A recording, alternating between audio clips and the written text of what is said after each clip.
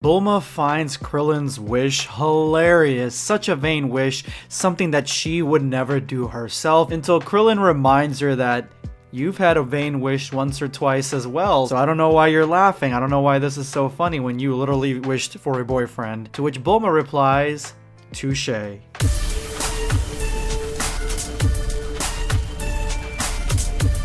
Prepare yourself, Dan Saiyan. What is up guys, Blackscape here, and today I have a brand new Dragon Ball fan manga, and this one comes to us from GT Scrapbook on Twitter. I'm gonna leave a link to their Twitter account in the description below in the top comment. Go ahead and check them out, but this is a fully realized rendition of Masako X's What If playlist. Krillin wishes to become a Saiyan. I'm gonna leave a link to that playlist as well. That way I give full credit to the creators of this Dragon Ball fan manga. And with that said, let's go ahead and jump in. This is gonna be a long one, so sit back, relax, get some snacks, get some drinks. You guys are in for a treat. Kamehameha!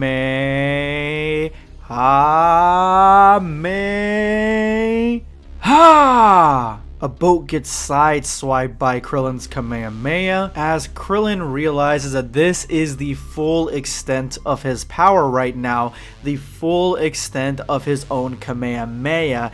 And he comes to the startling realization that Goku is truly out of reach since he is trying to become as powerful as him. Thinking back, Krillin is just mesmerized by all of Goku's amazing feats, defeating the Demon King Piccolo, and on the same day that he saved the world, he caught himself a baddie.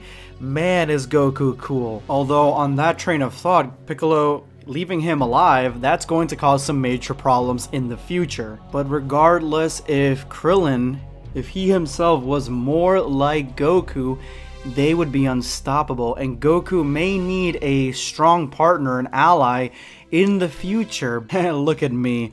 To think I once hated the guy, now it seems so long ago how things have changed. And now this is a believable train of thought that Krillin goes on now, because he's just thinking of how he can become stronger, just as strong as Goku, and he comes to the conclusion that regular training isn't going to cut it. It's not going to work. Should I go and live in the forest for a while, living off the land just like Goku? Should I try drinking the divine water to unlock my full potential, though that might kill me? Or maybe I should eat a lot of senzu beans like Yajirobe. I don't know, it ain't possible, Krillin yells, exasperated. And Roshi says, why don't you ask the dragon or something, which is a smart play. Krillin realizes he could just ask the dragon how to become much stronger. This is a great idea that Roshi has come up with. Krillin is 100% on board. Krillin is ready to find the Dragon Balls as he leaves with Roshi's car, but Roshi don't care because he's here enjoying some quality culture television. Krillin makes it to Capsule Corp and he's asking Bulma for the Dragon Radar, which Bulma replies that yeah, I can give it to you, but then she asks, why though? Why would you need it, Krillin? And that is probably a very serious question, although it also is a question that doesn't make much sense. I mean, the reason you would get a Dragon Radar is to summon the dragon, but at the same time, you're probably, or what she's probably asking him is, what wish are you going to make? Because if you just let anybody have the radar and have the Dragon Balls and make wishes any wish they wanted, it could be really potentially dangerous for the future of Universe 7. But Krillin has an excuse tailor-made. He tells Bulma that he wants to get just a few centimeters taller. That's it. He just wants to become a little bit taller, which is a believable ask, but it was a little too believable as Bulma falls to the ground laughing about such a vain wish. To which Krillin reminds her that you made a vain wish once or twice, or tried to, in the past, so I don't know why you are throwing stones at a glass house. And with that, Bulma lets Krillin have the Dragon Radar. And with that, Krillin is off on his adventure. He promises to keep this wish a secret because he doesn't want other people to know what he's up to, and he goes on an adventure that we actually only see in one panel, but honestly this is one of my favorite panels in this Dragon Ball fan manga. It's just such an artistic play around the Dragon Radar, showing where each Dragon Ball is and how each Dragon Ball is in a creepy and dangerous location, even taking one from the Pilaf gang. So I definitely like this panel a lot, this page a lot. Gathering all the Dragon Balls, the day has come, which probably has only been a few hours because he's got the Dragon Radar, and it is time now to summon Shenron. And as he calls forth the dragon is summoned in all its glory. Every time the dragon is summoned in any media, we get like that badass DBZ version where it's just extremely epic, and that's kind of what this reminded me of as well. And of course, Krillin, always surprised of how cool the dragon looks, is just excited to get this wish finally created. I am the eternal dragon. State your wish, for I shall grant it. Krillin doesn't know how else to put it besides, I wish to be like Son Goku. What about Son Goku you wish to be like? Which is a valid question, very specific question, because this wish could literally just make Krillin into Goku, like Goku number 2, or a fusion of Krillin and Goku. But Krillin just says, I just want to be more like Goku, and that's, I guess, enough for the dragon. He says, very well, let's go, let's get it started. And after zapping Krillin really doesn't feel any more different until his scalp begins to be set ablaze. It starts going on fire, and Krillin runs around trying to put it out, realizing that the dragon has cursed him with what could only be described as a full head of hair. Krillin now has the amazing mane that he sported in the Buu saga. But Krillin's a little confused. He looks into the reflection, realizing that now he's got a full head of hair, so he asks Shenron, what's going on? Why did you give me hair? I said I want to be like Goku. And Shenron corrects him, saying, well, you did wish to be like Son Goku. And at that moment, a tail sprouts right out of Krillin's butt, and he is now a Saiyan. Realizing the extra appendage, Krillin starts screaming in agony or surprise, and the dragon says, it's done, no takebacks, farewell, and is gone. He says, deuces, this is your problem now. Leaving Krillin alone, sit there with his full head of hair and his new tail, and think about his life decisions. Krillin immediately realizes the problem with this wish right away is that now he's got a tail, now he's got a full head of hair. Like, how is he supposed to hide this from everybody else? And that's when he senses it. He looks at his hand and he senses it. Goku. How many years have it been since the last time we faced each other, I wonder? How strong did you get? I want to reach you. I want to challenge you.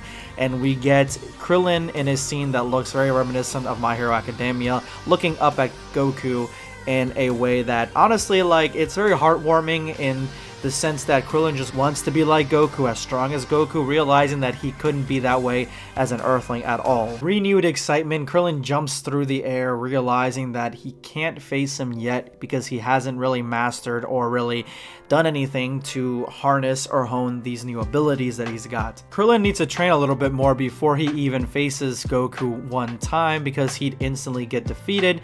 But then he realizes that as he's coming down from the stratosphere, he is only thinking about training this, training that, and this must be the side of Goku that Krillin didn't intentionally wish for, but he got it anyway. All Goku thinks about all the time is training. It's like a nervous tick, that's all he's got. Krillin returns the radar back to Bulma, as Bulma says, well, I mean, you are a little taller now because of the hair, but I guess she wasn't expecting the wish to turn out like this. I guess she expected him to actually be taller, not just have a full head of hair. Krillin heads back home and makes it to Roshi's island as Master Roshi's passed out with his cultured magazine. Krillin actually walks by and realizes that he is starving and starts eating everything out of the kitchen as Master Roshi wakes up. The first thing that Roshi realizes is that Krillin has a mop of hair, but it looks almost exactly like something that Goku would have, and that's when Master Roshi comes to the realization that Krillin didn't ask to become stronger or how to become stronger. He only asked for a full head of hair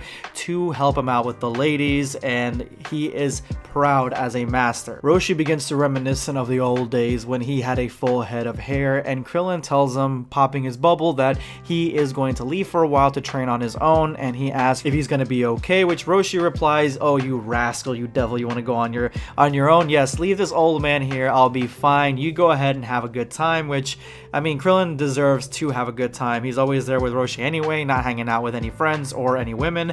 So yeah, Krillin kind of earned this one. And as Krillin begins to wolf down his food, Roshi realizes that he needs to move some of his stuff from the shoreline because they are having a full moon and the tides are coming in.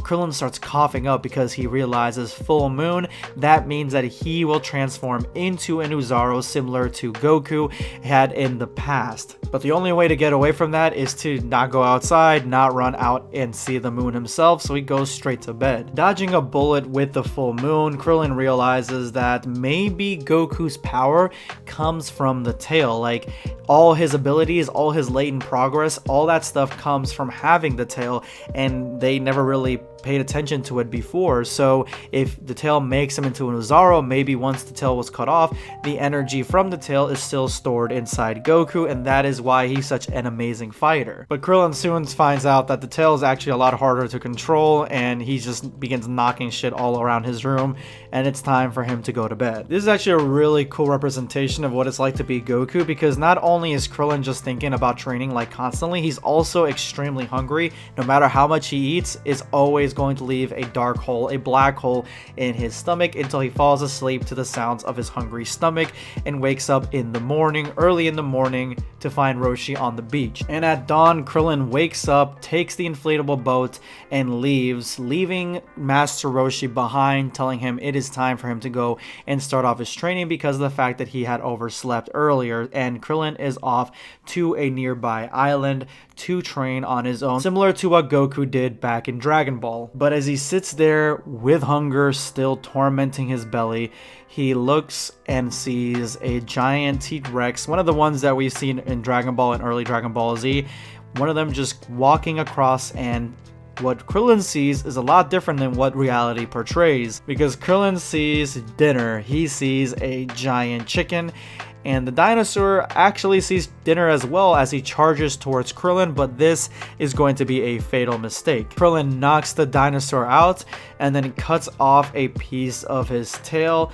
giving me huge vibes from when Gohan was out in the wilderness and he was just using that one dinosaur's tail for meat and sustenance all those times he was training in the woods. And so he used him as a barbecue pit, and he is going to enjoy that tail all on his own. Krillin spends an undisclosed amount of time training, as we see here in a panel very similar to the radar one, but this one is Krillin training as Goku lays behind him or stands behind him in a light. Really cool foreshadowing that Krillin wants to be like Goku, or at least is looking up to him, but we see that Krillin is training just as hard as he was with Goku in the earlier days, but doing a lot of similar training back then as well, just pushing his body as far as he can go, even making friends with the dinosaur whose tail he keeps cutting off. And on a sunny spring day, Krillin decides it is time, and he flies all the way to Goku's house and passes Goku on his way back home. Goku's got 2 fish because he is the master fisherman of these parts. When Krillin arrives, he is astonished to see a baby with a tail and realizes that Goku has a kid, and now we know which time period this takes place. This takes place before DBZ, right at the end, or at least between the time skip of Dragon Ball and Dragon Ball Z, which is a really interesting period to have. We have no Raditz, we have no Nappa. I was wondering why Krillin didn't ask to become a Saiyan, because he asked to become like Goku, not realizing that Goku was a Saiyan. So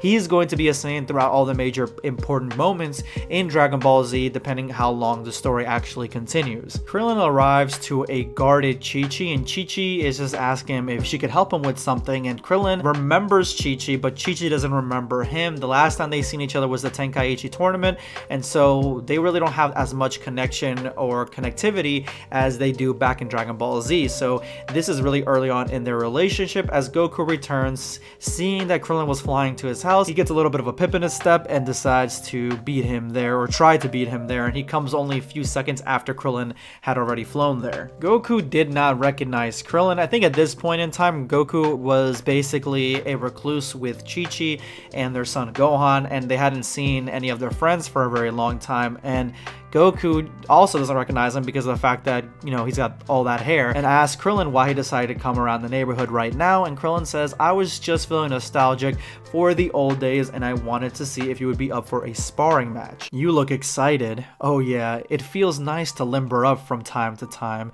Goku downplaying everything about Krillin because all he remembers from Krillin was that he was a bit of a lightweight. And Krillin says, good, because I'm not holding back. And Goku, this is like the best trash talk, like you're not really taking Krillin seriously. Do your very best, little buddy. He didn't say little, but I'm putting in little. Do your best, buddy. Doesn't even take him seriously. Krillin vanishes to deliver a strong kick that Goku barely blocks, and you can see the fear on Goku's face. What is going on? Who is this guy? What happened to Krillin? That kick left shockwaves running through Goku's body as Goku delivers an instinctive kick back to Krillin, who blocks it. Krillin snatches up Goku's leg and throws him, popping up right in front of him as Goku goes flying through the air. Krillin is here not to play, but for business. And the sparring continues. The sparring in mid-air, Goku trying desperately to block everything that Krillin has going for him as he delivers a blow on Krillin, and Krillin delivers one in kind. This is a full-on boxing match, and Krillin was here to start this stuff serious. Goku was playing around too much. The brief sparring match ends with Goku looking shocked at how strong Krillin has gotten, and honestly Krillin looking really badass with the hair combination, with the angry look on his face, the expression on his face. Everything about Krillin just exudes badassness. I love this version of Krillin. I would love to see like a mod of this version of Krillin with the tail and everything. Honestly, this is really cool, and the artwork itself, like there is no time in this Dragon Ball fan manga where there is a dull moment. There is no panel that isn't left to be wasted. There isn't anything that is left to the imagination. Everything here is 100% delivered with not only extreme action, but just a beautiful artistic style. This is honestly one of the prettier Dragon Ball fan mangas that I've read in quite some time. It's incredible. I can't believe how much you have improved since our last match. To be honest, I trained a lot for this encounter. Let's just say I tried your lifestyle for a while. What? Are you for real? That sounds amazing, Krillin. I'm so proud of you. I can't wait to see what else you got. Boy, I'm pumped, and their fight continues as they lunge toward each other and hold each other's gi, trying to throw each other into the air again. But honestly, Goku he's a little slack in here because he took off all his weighted clothing and he still can't defeat Krillin, who had no weighted clothing to begin with. So Krillin actually, with that training, probably was able to boost his strength a little bit more. And so honestly, this is probably the time where Goku should give up that weighted clothing altogether. But Goku gets the better hand and throws Krillin, who manages to instinctively do a twirl in the air, landing on his feet, and that is when we see that his tail has popped out of his pants, and probably the instinctual maneuver of landing on your feet was in due part because of the tail, and Krillin has been found. Goku is shocked about the tail, and Krillin, he's got some explaining to do. Goku, wait, that's not what it looks like. Oh, okay, that's exactly what it looks like, but I swear I can explain. Did you always have a tail? To Krillin's shock, I don't remember seeing it on you when we were kids. Goku would honestly be this way. He would honestly be like, did you always have one? Like, I don't remember that, but I mean, it's pretty cool that you did. I mean, I had one too. So it's such a good interpretation of Goku, honestly. I love Goku. Krillin, realizing that this is probably the moment where he probably should tell the truth, but not wanting to, tells Goku that, yeah, I'm a late bloomer. Boys have tails, am I right? Well, mine just took a while to grow, you know? And Goku, still shocked, really. Even Grandpa Gohan used to say that, but he had no tail. I thought I was the only one. Oh, that's easy. He was an old man. It falls off with old age.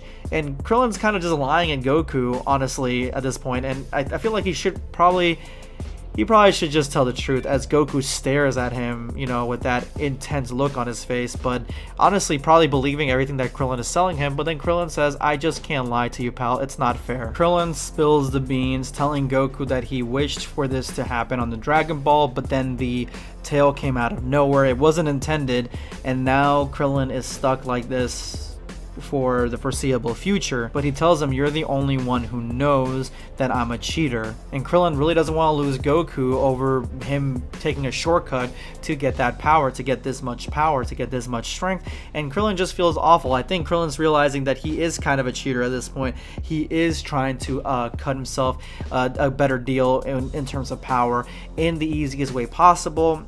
To me, honestly, if he was an Earthling, he wouldn't be able to get this strong at all. So wishing to be something else, I don't know. If he identifies as a Saiyan, I guess he is a Saiyan, and he went the extra step to ask for a wish to become a Saiyan. So I 100% believe Krillin would do something like this, but I don't think that he is honestly a cheater. Goku snags the tail to drop Krillin, and then he says, looks like Shenron gave you a tail like the one I used to have, including its own weakness. That's a pretty big weak point, buddy. I'll need to teach you how to train it properly. Which, this is honestly a legit weakness because, yeah, Krillin's like, I didn't realize it was gonna hurt that badly, but he's surprised that Goku's gonna train him, and he's not mad at him. He doesn't feel like he cheated or anything like that. Goku says, don't you worry about that. I mean, at least you didn't ask to be taller. That would have been so stupid, I guess. Krillin was going to use the second wish to become taller. Besides, as Goku sideswipes Krillin, who instinctively actually lands on his feet again, I haven't had so much fun in years. To which Krillin agrees, and their sparring match continues. This goes on for quite a little bit, probably getting huge tremendous moments of Zenkai boost, actually with both of them being essentially Goku and sparring like this to completion, I guess is probably the best way to say it. They probably are going to get some sick Zenkai boost to become even more powerful by the time that Raditz comes around. So if Raditz comes around toward the end of this, then yeah, Krillin should be around that same level, or at least Goku and Krillin. I'm hoping that the artist and the creator actually shows that difference, that they are stronger because of those Zenkai boosts by the time Raditz and the other Saiyans arrive. With the fight finally over, they realize that it is time to get some grub and time to eat. Krillin tells Goku that he's just happy that they were able to have an equal training session till sunset, and he's just happy because they haven't had something like this since they were kids, and they were both kind of on equal playing fields, and Krillin just wanted that. He just wanted those memories back. He wanted those moments back with Goku. Well, what time do you call this, son Goku? Look at you. Your gi is all dirty and sweaty, and I cleaned it just this morning. Come now, Chi-Chi. Don't come now, me son. You know how it is when you're having fun. No, I don't. Dear me, I guess you'll never change after all. Dinner's ready, by the way. You better eat up before it gets cold. Awesome, Chi-Chi, you're the best. It's getting late, I guess. I'll take my leave, says Krillin. And that's when Chi-Chi invites him to dinner, actually, and Chi-Chi says, no, you can come ahead and eat. We have plenty of food. Come here and sit down. And Goku tells him, you don't want to miss this opportunity. I mean, like, you know, Chi-Chi's cooking is pretty delicious, and since you're just another version of me, you're gonna love her cooking. I mean, you may love other things about her because you're a different version of me, but that's neither here or there. Gohan grabs Krillin's tail, and Chi-Chi asks probably the most logical question if Krillin is related to Goku, if he's a long-lost family member, but of course he's not. Goku and Krillin inhale the food, and Chi-Chi tells Goku that Gohan has taken a few steps today, his first steps, and Goku's ready to get him out there to train, but Chi-Chi will have none of that talk, even though Goku says Grandpa Gohan trained him as soon as he found him, and even though Goku doesn't really remember the age, he knows that it was early years, but as we all know, Goku got hit on the head when he was younger, so all his memory is probably gone from those times, which is a good foreshadow. This whole page is a good foreshadow to the fact that the Saiyans are coming. Chi-Chi reiterates that she does not care if Goku trains with Krillin and he trains on his own, but she wants Gohan to have a good family life and wants him to be a normal kid and study and not train at all. So Goku can do whatever he wants, but Gohan has to be a normal kid, and that's when Goku comes with a great idea that he's going to let Krillin live at Grandpa Gohan's house, which is up the mountain. That way they can train every single day to hone Krillin's skills, and right now, just with this affirmation, just with this idea, honestly, they should be a lot stronger by the time that Raditz comes around, and I can't wait to see them actually get around Piccolo and see exactly how Piccolo reacts to having two really powerful Saiyans on Earth already. Krillin lays down in Grandpa Gohan's house and realizes how tidy and clean it is in there, but if it is this tidy and Goku not being the tidy kind, it looks like Goku really cares about Grandpa Gohan's belongings this much, and Krillin starts thinking about Grandpa Gohan and realizing that Goku doesn't remember much about Grandpa Gohan or his time before that, his parents, and Krillin really doesn't remember anyone that he was related to at all since he was little, and he actually seemed to have been given away almost at the exact same time as Goku. So are Goku and him really that different? Really, the jury's out on that one, honestly. But Krillin falls asleep to wake up to Goku and Gohan asking Krillin to go fishing, and then Goku trains Krillin how to fish just like in DBZ Kakarot, with his tail in the water trying to catch fish that way. I'm assuming that's how he caught the fish from the prior day. And this training technique, this fishing technique actually works, as Krillin catches a humongous fish and they eat it for dinner. And so the two friends began training very, very frequently, and they were training for months on end up in the mountain, leaving Chi-Chi to basically raise Gohan on her own, just like always. I mean, just Krillin being like Goku has shown us what Goku really thinks about all the time. It's not Chi-Chi or Gohan, it's training and food, and he can't get past that. But this leads to Chi-Chi actually making them brand new uniforms. Like, they look like Shaolin monk uniforms, and now they are training buddies, training against each other, becoming stronger, growing in leaps and bounds. By the time that DBZ is going to start, they are going to be far stronger. That's probably the most exciting thing for me in this Dragon Ball fan manga, because the Earth is right now at peace. We are right now right before DBZ starts, before the Saiyan saga, and Krillin and Goku are both extremely powerful now. They're far stronger than they would be alone, and they have new uniforms. So this is going to change. This changes everything, actually. It literally changes everything in the trajectory of Dragon Ball Z. That is until the Saiyans arrive, and that is when we get Raditz disappointed in Goku's methods of destroying the citizens of planet Earth, which he failed to do. And that is the end of this Dragon Ball fan manga, guys. Hope you guys enjoy. This is the full beginning arc, full first story arc. So apparently there's going to be a new arc coming soon. So once that whole arc is completely out, I'm going to be reviewing that. But up until now, this is what we got. Hope you guys enjoyed this. This is going to be Blackscape signing off. Take care, guys. Subscribe for more content. Or perish.